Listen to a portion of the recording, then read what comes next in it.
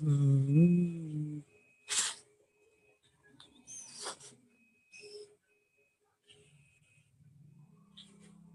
Dua, tiga, empat, lima. Assalamualaikum warahmatullahi wabarakatuh. Selamat malam. Salam sejahtera untuk kita semuanya. Di sini kami dari kelompok 1 ingin mempresentasikan materi kami yang berjudul peranan pengambilan keputusan dalam manajemen konflik. Adapun anggota dari kelompok 1 yang pertama Dwiana Priya Alvareza, yang kedua Gabriel, ketiga Ida Rahayu, yang keempat Ignatius Rimajames Tapanggara, yang kelima Intan Indriani, yang keenam Jumiati Fatmawati, yang ketujuh Linto, dan yang terakhir Muhammad Faradika Pratama. Selanjutnya kita akan masuk ke dalam materi yang akan dibacakan oleh saudari Ida Rahayu.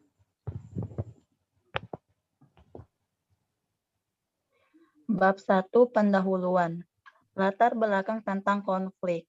Konflik merupakan kondisi yang terjadi ketika dua pihak atau lebih menganggap ada perbedaan posisi yang tidak selaras, tidak cukup sumber dan tindakan salah satu pihak menghalangi atau mencampuri atau dalam beberapa hal membuat tujuan pihak lain kurang berhasil.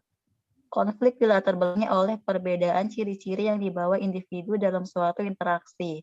Perbedaan-perbedaan tersebut diantaranya adalah menyangkut ciri fisik, kepandaian, pengetahuan, adat istiadat, keyakinan, dan lain sebagainya.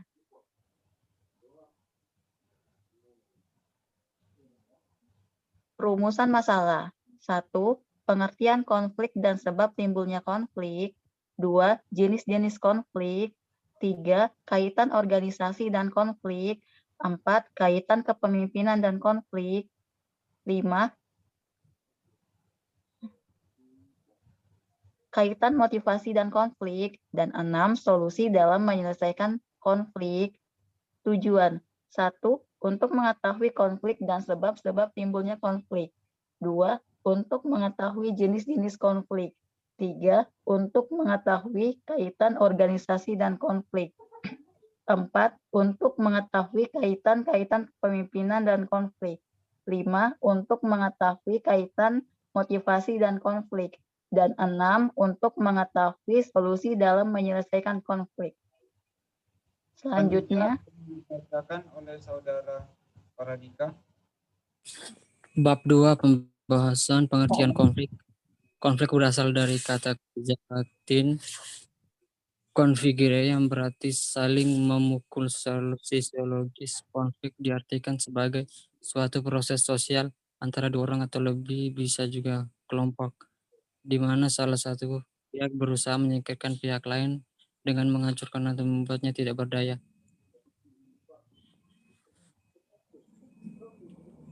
Pengertian konflik menurut ahli, yakni menurut Wirawan, konflik merupakan warisan kehidupan sosial yang boleh berlaku dalam berbagai keadaan akibat daripada berbangkitnya keadaan ketidaksetujuan, kontroversi, dan pertentangan di antara dua pihak atau lebih secara berterusan. Menurut Bernstein, konflik merupakan suatu pertentangan atau perbedaan yang tidak dapat dicegah. Konflik ini merupakan potensi yang memberikan pengaruh positif dan negatif dalam interaksi manusia. Baik, untuk selanjutnya dibacakan oleh saudari Intan Indriani. Penyebab terjadinya konflik yakni sebagai berikut. Pertama, perbedaan persepsi. Perbedaan pola pandang tentang suatu hal bisa menimbulkan konflik karena setiap orang tetap bersikukuh dengan persepsinya. Konflik ini bisa terselesaikan bila setiap orang sepakat dengan satu arah, tujuan, dan bergabung ke dalam tim. Yang kedua, ketidakharmonisan pemikiran. Keselarasan dan keharmonisan pemikiran bisa memunculkan sebuah konflik karena perbedaan visi dan misi. Tetapi mereka memiliki satu keinginan yang masing-masing ingin menonjolkan egonya. Yang ketiga, egoisme atau keakuan. Semakin egois atau semakin tinggi tingkat keakuan seseorang, semakin mudah pula konflik timbul dengan orang lain dimanapun dia berada. Yang keempat, persaingan. Keinginan untuk lebih dari yang lain, baik berupa kekuasaan, prestasi, atau popularitas, dapat melahirkan persaingan persaingan yang selalu memunculkan konflik bila tidak disiasati dengan baik. Baik, untuk selanjutnya akan dibacakan oleh saudara Dwi.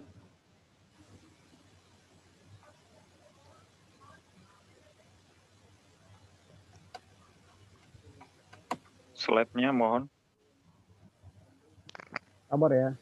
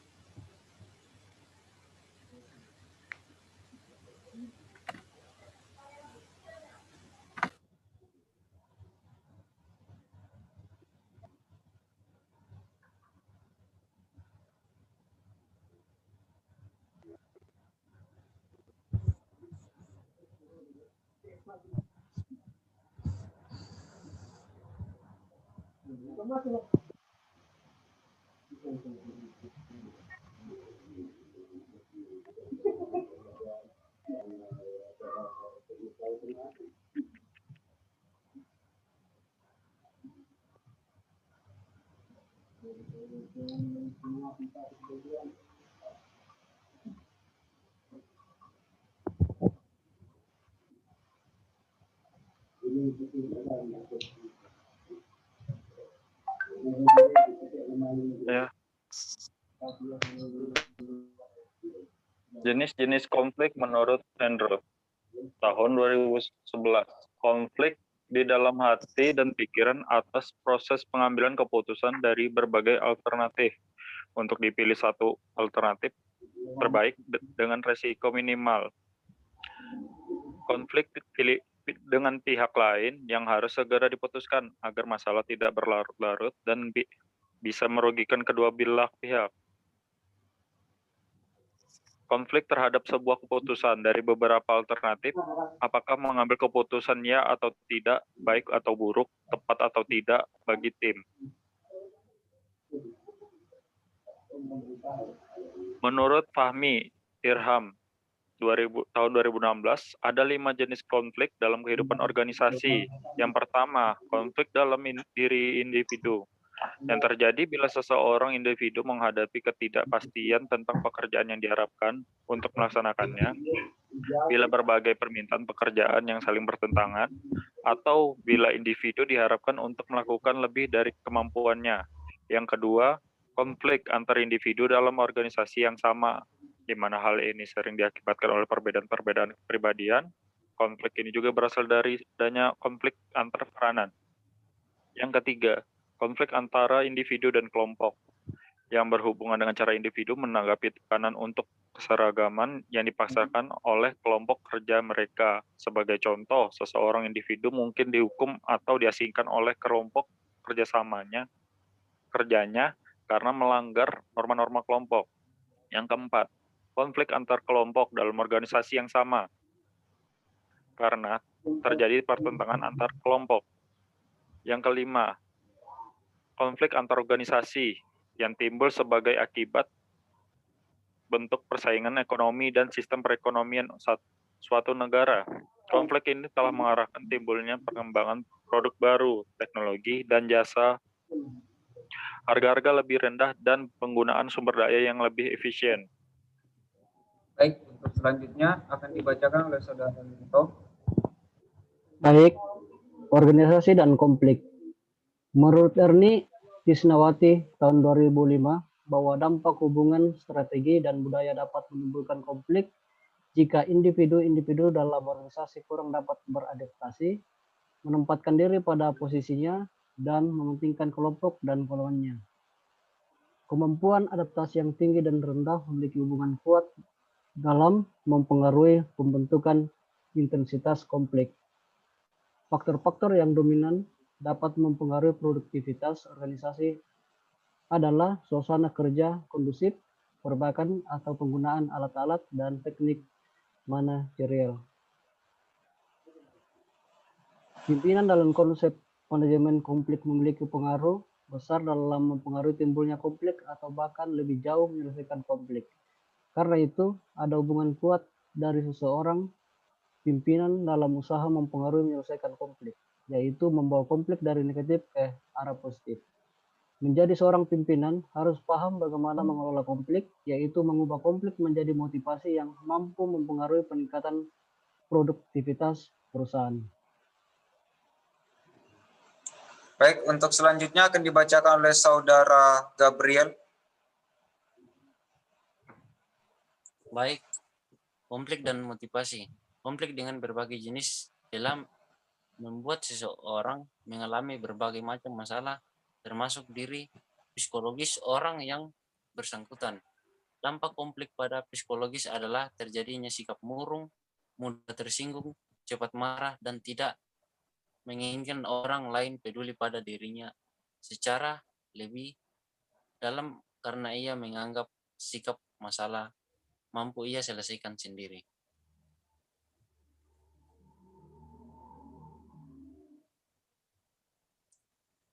Sebaiknya seseorang mengarahkan konflik itu sebagai usahanya, melepaskan konflik dengan menjadikan konflik itu sebagai masukan berarti atau koreksi positif walaupun terlihat keras, namun ambillah itu sebagai nasihat agar kita menjadi orang yang lebih baik lagi, dan banyak pihak yang telah membuktikan keberhasilan dengan menerapkan metode seperti itu. Baik, untuk selanjutnya akan dibacakan oleh Saudari Jumiati Fatmawati.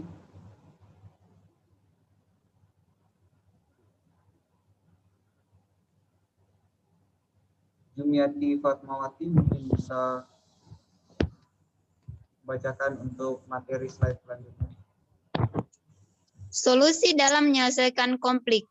1. Menghindar dari konflik dengan bersembunyi. Kita tidak perlu menyelesaikan konflik yang sedang terjadi dan tidak ada gunanya menghadapi konflik tersebut, biarkan mereda dengan sendirinya. 2. Meraih keberhasilan dalam menyelesaikan konflik. Cara ini menguasai pihak lawan untuk mendapatkan informasi agar konflik bisa terselesaikan dengan baik. Dan posisi Anda benar, Anda punya alasan yang lebih kuat dalam mempertahankan persepsi. 3. Penyelesaian konflik berorganisasi win-win situation. Ini bertujuan untuk menjaga keharmonisan, keselarasan, hubungan yang baik.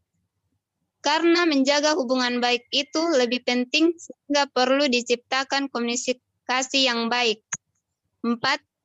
Penyelesaian konflik dengan pertimbangan jangka panjang dan demi kelangsungan tim atau organisasi.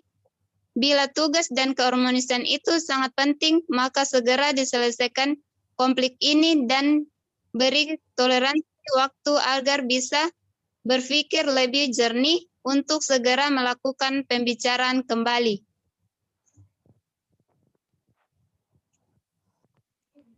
Baik, untuk slide selanjutnya.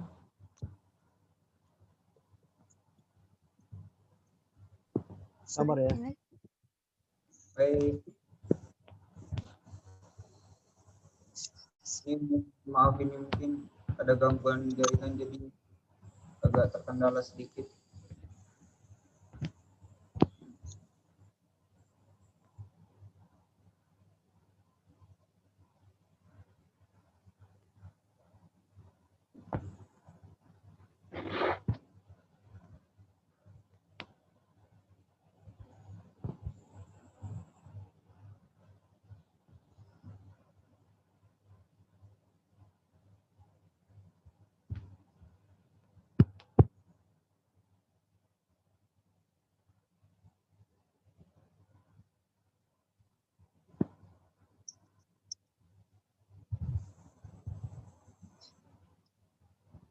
Untuk slide selanjutnya bisa dibacakan oleh Saudari Intan Indriani.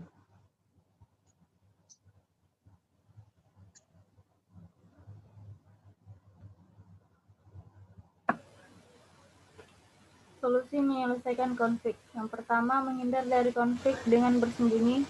Yang kedua, meraih keberhasilan dalam menyelesaikan konflik. Yang ketiga, penyelesaian konflik dengan bernegosiasi atau win-win solution. Dan yang keempat, penyelesaian konflik dengan pertimbangan jangka panjang dan demi kelangsungan tim atau organisasi.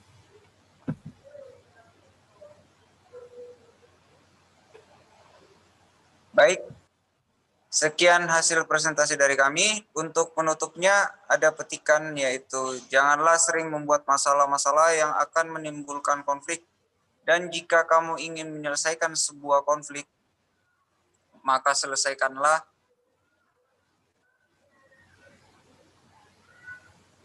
dengan cara yang positif, seperti di antara salah satu berorganisasi, bernegosiasi.